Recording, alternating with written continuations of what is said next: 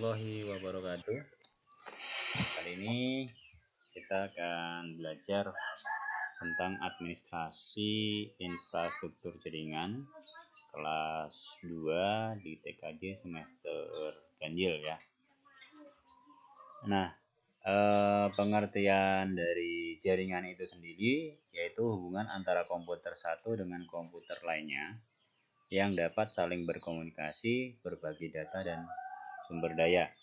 Jadi komputer satu dengan komputer lain saling bisa memberikan manfaat, ya, bisa saling berkomunikasi, berbagi data dan juga sumber daya. Data itu apa aja? Ya banyak ya. Kita bisa sharing file, kemudian galeri, foto, dokumen dan sebagainya ya. Nah, kalau sumber daya apa? Sumber daya ya di dalam jaringan kita bisa memanfaatkan perangkat keras atau peripheral yang bisa di sharing ya. Contohnya printer ya. Printer satu kita bisa pakai untuk beberapa komputer dengan adanya jaringan. Nah, network infrastruktur atau infrastruktur jaringan itu sendiri merupakan sebuah kumpulan sistem komputer yang saling berhubungan ya, dihubungkan oleh berbagai macam bagian dari sebuah arsitektur telekomunikasi. Nah, secara khusus infrastruktur ini mengacu pada organisasi berbagai bagian konfigurasi jaringan komputer, individu sampai pada router ya. Kemudian kabel, wireless, access point, switch, backbone, network, protokol, network access dan metodologi. Jadi sampai mengacu kepada jaringan yang lebih besar. Nah, kemudian bentuk paling sederhana dari infrastruktur jaringan biasanya terdiri dari satu komputer atau lebih, ya, sebuah jaringan atau koneksi internet, sebuah hub yang menghubungkan komputer yang satu dengan yang lainnya sampai dengan sistem jaringan yang terhubung dengan sistem jaringan yang lainnya. Artinya apa? Minimal terdiri dari dua komputer ya, satu atau lebih ya. Dua komputer bisa saling terhubung, berkomunikasi, itu sudah disebut sebagai infrastruktur jaringan. Nah, kemudian ada yang lebih besar lagi, misalkan dihubungkan dengan sebuah perangkat peripheral hub, ya. Contoh laboratorium, kemudian jaringan kantor, nah, itu juga bisa masuk dalam infrastruktur jaringan. Udah mulai pengembangan, ya, sampai bahkan jaringan yang besar. Nah, keamanan jaringan atau network security ini merupakan bagian penting yang perlu menjadi perhatian utama ya ketika membangun sebuah infrastruktur jaringan. Kebanyakan arsitektur menggunakan router dengan firewall terintegrasi ya, built-in firewall. Juga software yang memungkinkan kemudian akses kontrol, data paket, monitoring dan menggunakan protokol yang diatur secara ketat. Nah, perangkat jaringan itu apa aja? Perangkat jaringan diantaranya adalah switch, hub, router, repeater, bridge, access point, dan modem. Ya, itu salah satunya ya, masih banyak lagi ya yang bisa digunakan dalam perangkat jaringan ya selain ini. Nah, kalau kita masuk dalam jaringan skala udah mulai besar, maka ada istilah jaringan dengan VLAN atau virtual LAN.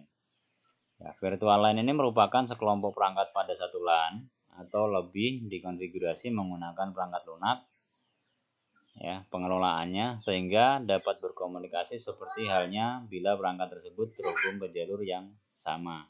Padahal sebenarnya perangkat tersebut berada pada segmen LAN yang berbeda. Nah, kalau kita lihat dari gambar di samping ya. Nah, ini kalau kita lihat ini segmennya berbeda ya. Segmennya berbeda tapi dalam satu lokasi yang sama gitu. Nah, VLAN dibuat dengan menggunakan jaringan pihak ketiga ya. VLAN merupakan sebuah bagian kecil dari IP yang terpisah secara logik.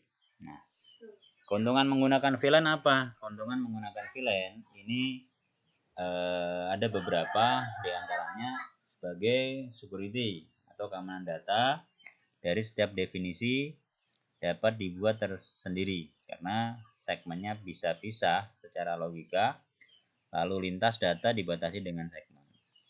Kemudian sebagai cost reduction ya. Penghemat biaya yang dihasilkan dari tidak perlukannya biaya yang mahal untuk upgrade jaringan dan efisiensi penggunaan bandwidth dan uplink yang tersedia. Higher performance ya. Pembagian jaringan layer 2 ke dalam beberapa kelompok broadcast domain yang lebih kecil, yang tentunya akan mengurangi lalu lintas paket yang tidak dibutuhkan dalam jaringan. Nah, broadcast home mitigation ya. Ini pembagian jaringan ke dalam VLAN akan mengurangi banyaknya device yang berpartisipasi dalam pembuatan broadcast home. Nah, hal ini terjadi karena adanya pembatasan broadcast domain.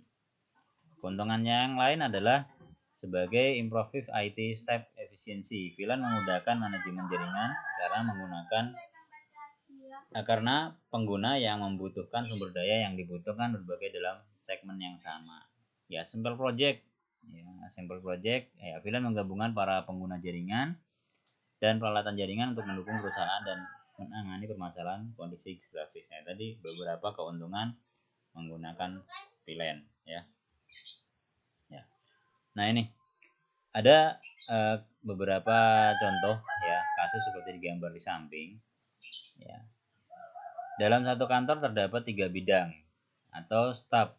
Misalnya ada direktur, kemudian ada customer service ya, ada manajer. Nah, 3 bidang tersebut terhubung ke switch yang sama. Jadi terhubung satu alat yang sama ke switch yang sama. Kemudian tapi bagaimana caranya agar ketiga bidang tersebut tidak bisa saling berkomunikasi, atau bagaimana caranya ketiga pihak bagian tersebut bandwidthnya berbeda. Nah, ini fungsi VLAN. Nah, kita bisa memisahkan 3 jaringan tersebut ya. Misalkan 3 bidang tersebut ketiga jaringan yang berbeda dengan switch yang sama. Ya, agar nantinya memudahkan manajemen bandwidth berdasarkan network ID atau alamat jaringan. Jadi nggak perlu repot-repot menambah 2 switch. Nah, artinya ketika sudah dikonfigurasi nanti hasilnya akan seperti di bawah seperti ini. Dengan VLAN kita bisa membuat beberapa jaringan pada satu switch dengan konfigurasi port pada switch agar akses VLAN tertentu. Ya, contohnya pada gambar berikut. Nah, ini. Jadi misalkan ini direktur, kemudian ini manajer, ini sekretaris.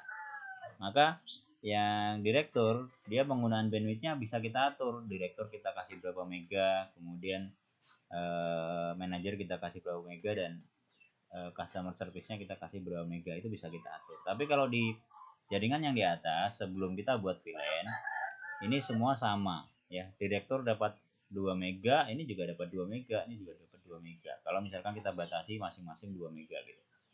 Jadi kalau kita matikan, ya kita matikan satu jalur ini ya bisa bilang kita menutup semua. Tapi kalau di sini kita bisa matikan satu, misalkan jalur direktur mau rapat nih, ya mau rapat, manajer dan customer service di standby kan dulu atau di off kan dulu bandwidthnya. Nah, kita bisa ngatur manajemennya seperti itu.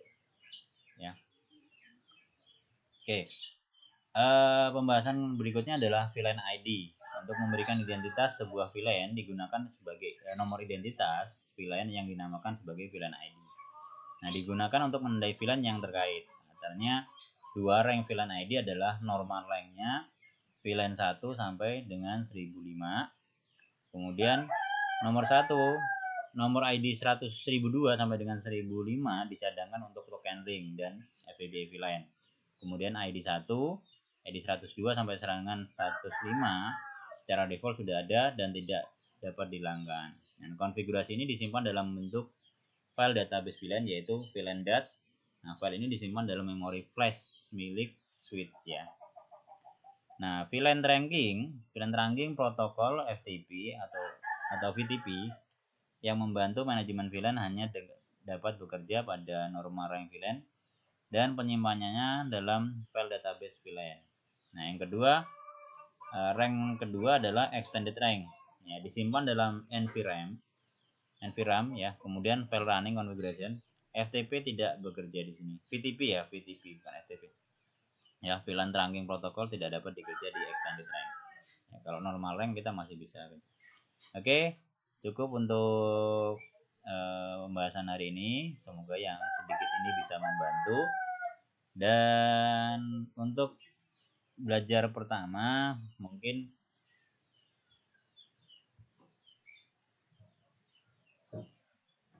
kita praktek ya, coba praktekkan membuat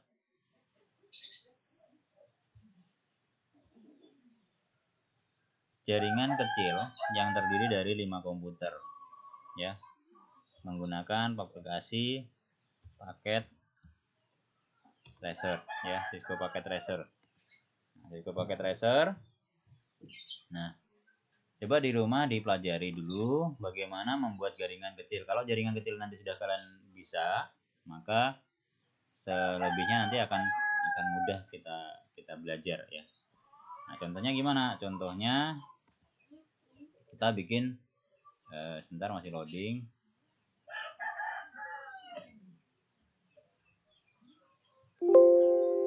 Oke, baterainya mau habis.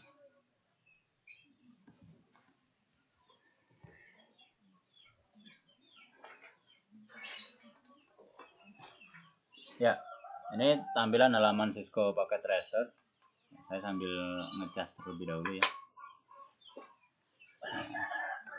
Silahkan buat 5 komputer dengan IP standar terlebih dahulu ya. Nanti untuk belajar di rumah. Nah, seperti ini. Misalkan PC1, PC0, PC2, PC1, PC2, kemudian PC3, PC4, PC5. Kemudian kita tambahkan satu buah hub ya. Perangkat hub network device-nya. Nah, kita buatkan sebuah hub di tengah.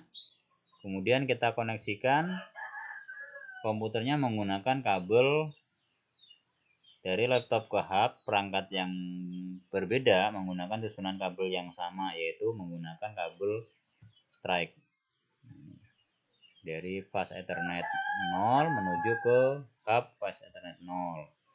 Kemudian PC2 fast Ethernet 0 menuju ke LAN fast Ethernet 1 ya. Lanjutin sampai dengan 6 PC ya, 6 PC biar enak. Nah, nanti di sini dibuatkan ya konfigurasinya dan diuji sampai bisa ngeping. Stop. Kemudian kita kasih IP address dulu, misalkan IP-nya 192.168.1.1.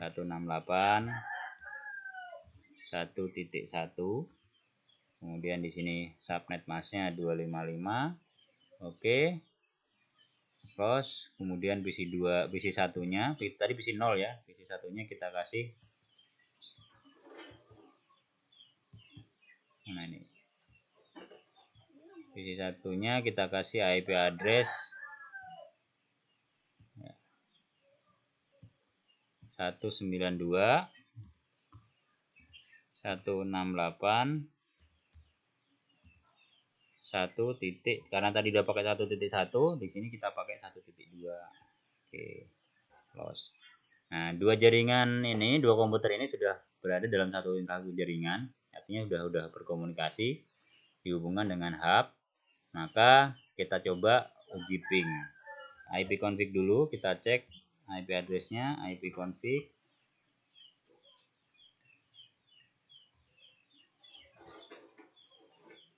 IP config kurang N, IP config ya. Oh, konflik bukan konflik ya.